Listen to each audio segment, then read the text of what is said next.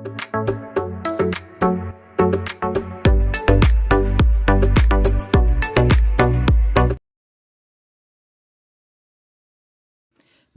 ഏവർക്കും study Nifty മലയാളത്തിൻ്റെ daily market ന്യൂസിലേക്ക് സ്വാഗതം. ഇന്ന് മെയ് 6 ചൊവ്വാഴ്ചയാണ്. ഇന്ത്യൻ വിപണിയിലേക്ക് വന്നാൽ ഇന്നലെയും പോസിറ്റീവായി തന്നെയാണ് ക്ലോസ് ചെയ്തത്. പക്ഷേ കുറച്ച് ദിവസം മുൻപ് നമ്മൾ കണ്ട ആ ഒരു മൊമെൻറ്റം ഇപ്പോൾ നഷ്ടപ്പെട്ടിട്ടുണ്ട് എന്ന് തന്നെ വേണം പറയാൻ.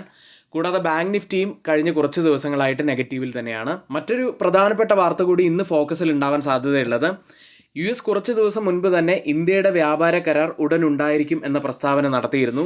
ഇപ്പോൾ ഇതാ ഒരു സീറോ താരിഫ് ഓഫറുമായി ഇന്ത്യ വന്നിരിക്കുന്നു എന്ന വളരെ സുപ്രധാനമായൊരു വാർത്ത ഇന്നുണ്ട്.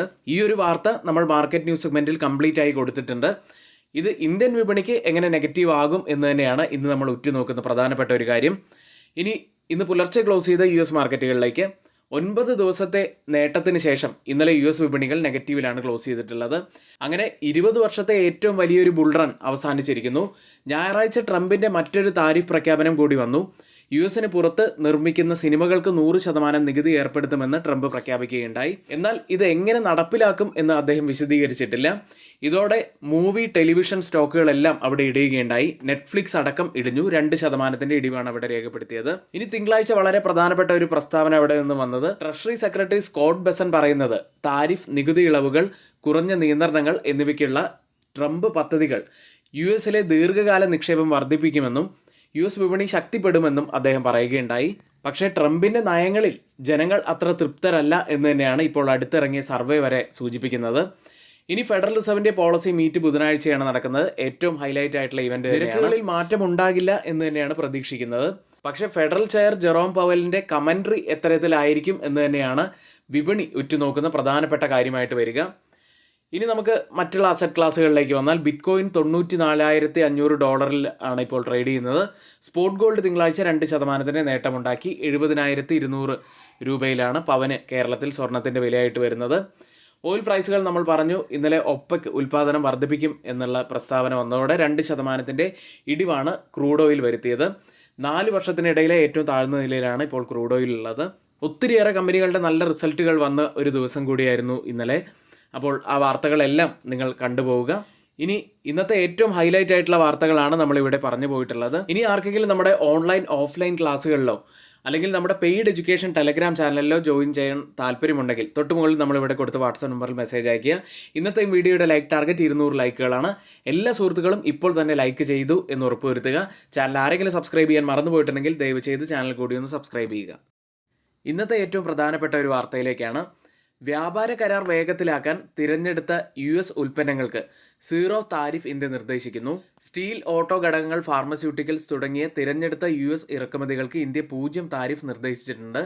എന്നാൽ ഒരു നിശ്ചിത അളവ് വരെ മാത്രമായിരിക്കും ഇതുണ്ടായിരിക്കുക.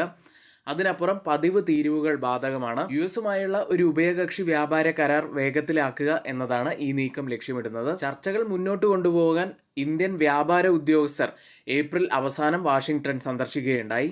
ഇന്ത്യ ഇപ്പോൾ ലക്ഷ്യമിടുന്നത് എന്താണെന്ന് വെച്ചാൽ, US താരിഫുകൾ 90 ദിവസത്തേക്ക് ഒരു താൽക്കാലിക പോസ് US വരുത്തിയിട്ടുണ്ട്. അതിന് മുന്നേ ആയി തന്നെ ഒരു കരാർ ഉണ്ടാക്കുക എന്നതാണ് ഇന്ത്യ ലക്ഷ്യമിടുന്നത്. ഏതായാലും ഈ ഒരു വാർത്ത ഇന്ത്യയിലെ ധാരാളം സെക്ടറുകൾക്ക് നെഗറ്റീവ് ആവാൻ സാധ്യതയുണ്ട്. പ്രത്യേകിച്ച് സ്റ്റീൽ, ഓട്ടോ കോമ്പണൻസ്, ഫാർമസ്യൂട്ടിക്കൽസ് തുടങ്ങിയ കമ്പനികൾക്ക് നെഗറ്റീവ് ആവാനുള്ള സാധ്യതയാണുള്ളത്.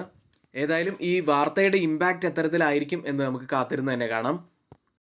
ഇനിയിപ്പോൾ റിസൾട്ട് വന്ന പ്രധാനപ്പെട്ട കമ്പനികളിലേക്കാണ്. ആദ്യം ഇന്ത്യൻ ഹോട്ടൽ കമ്പനി. നെറ്റ് പ്രോഫിറ്റിലും റവന്യൂയിലും അതുപോലെ എബിറ്റയിലും നല്ല ഒരു ഇമ്പ്രൂവ്മെൻറ്റ് തന്നെയാണ് വന്നിരിക്കുന്നത്. നെറ്റ് പ്രോഫിറ്റിൽ 25% വർധനവ് രേഖപ്പെടുത്തി 522.3 കോടി രൂപയിലാണ് പ്രോഫിറ്റ് ഉള്ളത്. റവന്യൂവിൽ 27.3% വർധനവും കമ്പനി രേഖപ്പെടുത്തി. എബിറ്റയിൽ 30% വർധനവ് രേഖപ്പെടുത്തി 856.8 കോടി രൂപയിലാണുള്ളത്. അടുത്തത് CCL പ്രൊഡക്ട്സ് ആണ്. നെറ്റ് പ്രോഫിറ്റിൽ 56.2% വർധനവ് കമ്പനി രേഖപ്പെടുത്തി. ഇയർ ഓൺ ഇയറിൽ 101.9 കോടി രൂപയിലാണ് പ്രോഫിറ്റ് ഉള്ളത്. റവന്യൂവിൽ 15% വർധനവ് രേഖപ്പെടുത്തി 835.8 കോടി രൂപയിലാണ് റവന്യൂ ഉള്ളത്. ഇനി ബോർഡ് ഫൈനൽ ഡിവിഡൻഡായി 5 രൂപയാണ് പ്രഖ്യാപിച്ചത്. മറ്റൊരു കമ്പനി DCM ശ്രീരാമാണ്. നെറ്റ് പ്രോഫിറ്റിൽ 59.9% വർധനവ് ഇയർ ഓൺ ഇയറിൽ കമ്പനി രേഖപ്പെടുത്തി. 178.9 കോടി രൂപയിലാണ് പ്രോഫിറ്റ് ഉള്ളത്. റവന്യൂവിൽ നല്ലൊരു വർധനവ് തന്നെയാണ്. 19.9% വർധനവ് 2876.8 കോടി രൂപയിലാണ് റവന്യൂ ഉള്ളത്. ഫൈനൽ ഡിവിഡൻഡായി കമ്പനി 3 രൂപ 40 പൈസയാണ് പ്രഖ്യാപിച്ചത്. അടുത്തത് computer age management services CAMS എന്ന കമ്പനി. ഇയർ ഓൺ ഇയറിൽ നെറ്റ് പ്രോഫിറ്റായി രേഖപ്പെടുത്തിയത് 114 കോടി രൂപയാണ്. 10.2% വർധനവ് പ്രോഫിറ്റിൽ രേഖപ്പെടുത്തി. റവന്യൂ ആയി 14.7% വർധനവും രേഖപ്പെടുത്തി. 356.2 കോടി രൂപയിലാണ് റവന്യൂ ഉള്ളത്. ഫൈനൽ ഡിവിഡൻഡായി 19 രൂപയാണ് കമ്പനി പ്രഖ്യാപിച്ചത്. അടുത്തത് ബോംബെ ഡൈയിങ് എന്ന കമ്പനി. നെറ്റ് പ്രോഫിറ്റിൽ 82.6% ഇടിവാണ് കമ്പനി രേഖപ്പെടുത്തിയിരിക്കുന്നത്. കൂടാതെ റവന്യൂവിലും 5.7% ഇടിവ് ഇയർ ഓൺ ഇയർ രേഖപ്പെടുത്തി. അടുത്തത് സി മീഡിയ കോർപ്പറേഷൻ എന്ന കമ്പനി. നെറ്റ് ലോസ് ഇപ്പോൾ വൈഡൻ ചെയ്ത് വരികയാണ്. 36.8 കോടി രൂപയിലാണ് ലോസ് വരുന്നത്. റവന്യൂവിലും 13% ഇടിവ് ഇയർ ഓൺ ഇയറിൽ രേഖപ്പെടുത്തി. മികച്ച ഒരു റിസൾട്ട് രേഖപ്പെടുത്തിയ മറ്റൊരു കമ്പനി ഹിൻഡ് റെക്ടിഫയേഴ്സ് ആണ്. നെറ്റ് പ്രോഫിറ്റിൽ 95.3% വർധനവ് രേഖപ്പെടുത്തി. 9.99 കോടി രൂപയിലാണ് പ്രോഫിറ്റ് ഉള്ളത്. റവന്യൂവിൽ 22.3% വർധനവ് രേഖപ്പെടുത്തി. 185 കോടി രൂപയിലാണ് റവന്യൂ ഉള്ളത്. ബോർഡ് ഫൈനൽ ഡിവിഡൻഡായി 2 രൂപയാണ് പ്രഖ്യാപിച്ചത്. ഇന്ന് റിസൾട്ട് വരുന്ന പ്രധാനപ്പെട്ട കമ്പനികളുടെ പേര് മാത്രമൊന്ന് പറയാം.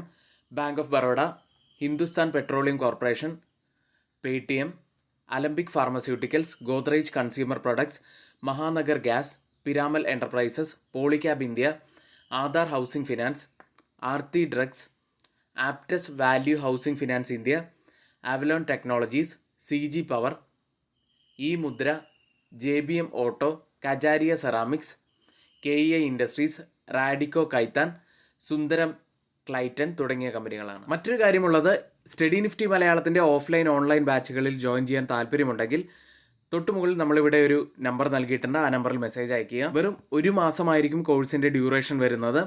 3000 രൂപയാണ് ഫീസായിട്ട് ഉള്ളത്. ഈ കോഴ്സിൽ നമ്മൾ ഫണ്ടമെൻ്റൽ അനാലിസിസ്, ടെക്നിക്കൽ അനാലിസിസ്, കൂടാതെ ട്രേഡിംഗ് വ്യൂ എങ്ങനെ ഉപയോഗിക്കണം, ഗ്ലോബൽ മാർക്കറ്റുകൾ എങ്ങനെ വാച്ച് ചെയ്യണം, അങ്ങനെ ഒരുപാട് കാര്യങ്ങളാണ് ഈ കോഴ്സിൽ കവർ ചെയ്തു പോകുന്നത്. എങ്കിൽ സീറ്റുകൾ പെട്ടെന്ന് തന്നെ ബുക്ക് ചെയ്യാൻ ശ്രമിക്കുക. അടുത്തതായി FID ആക്ടിവിറ്റിയിലേക്കാണ്. FIS 498 കോടി രൂപയ്ക്കാണ് ഇന്നലെ ബൈ ചെയ്തത്. DIS ആവട്ടെ 2789 കോടി രൂപയ്ക്ക് ബൈ ചെയ്തു. നമ്മൾ പറഞ്ഞിരുന്നു FISഉം DISഉം ഇപ്പോൾ ബൈയിങ് മോഡിലാണ്. അത് വളരെ പോസിറ്റീവായിട്ടുള്ള കാര്യം തന്നെയാണ് ഇന്ത്യൻ മാർക്കറ്റിനെ സംബന്ധിച്ച്. ഇനിയിപ്പോൾ ഓപ്പൺ ചെയ്തിരിക്കുന്ന ഏഷ്യൻ മാർക്കറ്റുകളിലേക്ക് വന്നാൽ ഏറെക്കുറെ ഒരു മ്യൂട്ടഡ് അല്ലെങ്കിൽ ഒരു ഫ്ലാറ്റ് ഓപ്പണിംഗ് ആണ് ഇപ്പോൾ ഏഷ്യൻ മാർക്കറ്റുകൾക്ക് ഉണ്ടായിരിക്കുന്നത്. ഓസ്ട്രേലിയൻ മാർക്കറ്റ് ഫ്ലാറ്റായ അവസ്ഥയിലാണ്. സിംഗപ്പൂർ മാർക്കറ്റ് 0.13% നേട്ടത്തിൽ. ഗിഫ്റ്റ് നിഫ്റ്റി ഇപ്പോൾ ഉള്ളത് 24,592 എന്ന നിലയിലാണ്. ഏകദേശം 35 മുതൽ 40 പോയിന്റ്സിൻ്റെ ഒരു ഗ്യാപ്പ് അപ്പ് ഓപ്പണിങ്ങിനാണ് ഇന്ന് നമുക്ക് സാധ്യത കാണുന്നത്. ഓയിൽ പ്രൈസുകളിലേക്ക്. ഒപെക് പ്ലസ് തുടർച്ചയായ 2ാമത്തെ മാസവും ഉൽപ്പാദനം വർദ്ധിപ്പിക്കാൻ തീരുമാനിച്ചതിനെ തുടർന്ന് ക്രൂഡ് ഓയിൽ വില ഏകദേശം 2% ഇടിവാണ് ഇന്നലെ രേഖപ്പെടുത്തിയത്. 4 വർഷത്തിനിടയിലെ ഏറ്റവും താഴ്ന്ന നിലയിലാണ് ഇപ്പോൾ ക്രൂഡ് ഓയിൽ ഉള്ളത്. ഇത് ഇന്ത്യൻ വിപണിയെ സംബന്ധിച്ച് വളരെ പോസിറ്റീവായിട്ടുള്ള കാര്യം തന്നെയാണ്. ബ്രന്റ് ഫ്യൂച്ചേഴ്സ് ഉള്ളത് $61.07 പെർ ബാരൽ എന്ന നിലയിൽ 1.39% നേട്ടത്തിലാണ്. WTI ഉള്ളത് $57.71 പെർ ബാരൽ എന്ന നിലയിൽ 1.02% നേട്ടത്തിലാണ്. നിഫ്റ്റിയിലും ബാങ്ക് നിഫ്റ്റിയിലും ശ്രദ്ധിക്കേണ്ട ഏറ്റവും പ്രധാനപ്പെട്ട കുറച്ച് കാര്യങ്ങളിലേക്കാണ്. നിഫ്റ്റി 24,461 114 പോയിന്റ്സ് ഉയർന്നാണ് ക്ലോസ് ചെയ്തിട്ടുള്ളത്. ഒരു ഗ്യാപ്പ് അപ്പ് ഓപ്പണിംഗിലാണ് തുടങ്ങിയതെങ്കിലും പിന്നീട് ഒരു റേഞ്ച് ബൗണ്ടിലായിരുന്നു മാർക്കറ്റ് ഉണ്ടായിരുന്നത്.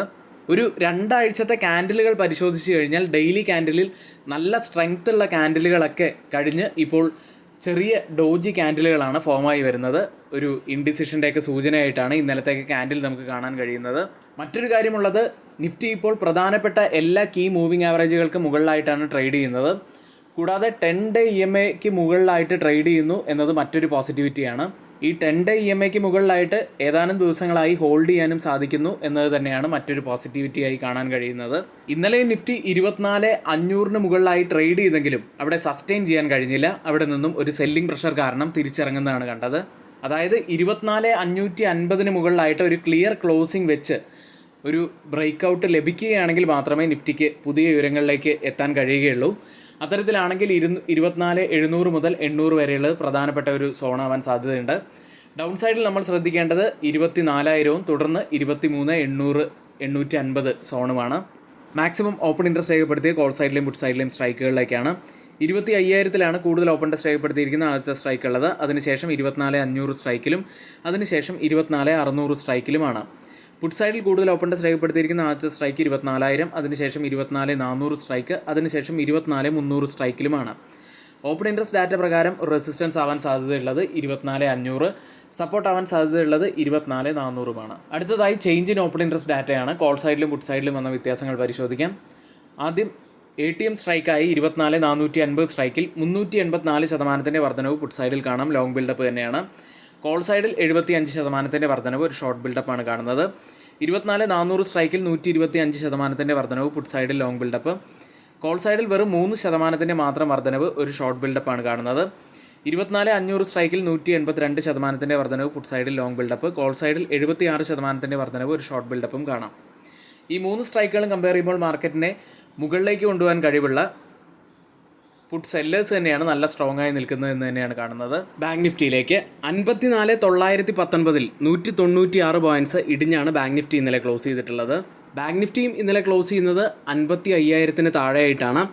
അതായത് 56,000 എന്ന ആ ഒരു റെസിസ്റ്റൻസ് ഏരിയ ടച്ച് ചെയ്തതിന് ശേഷം ഫോൾ ചെയ്ത ബാങ്ക് നിഫ്റ്റി പിന്നീട് അങ്ങോട്ട് ഇടിയുക തന്നെയായിരുന്നു. കഴിഞ്ഞ 3-4 ദിവസങ്ങളിലായിട്ട് നിഫ്റ്റിയിൽ ഫോം ആവുന്ന ക്യാൻഡിലുകൾ ഒന്നില്ലെങ്കിൽ റെഡ് ക്യാൻഡിൽ അല്ലെങ്കിൽ ഒരു ഡോജി ക്യാൻഡിലുകളാണ് ഫോം ആവുന്നത്.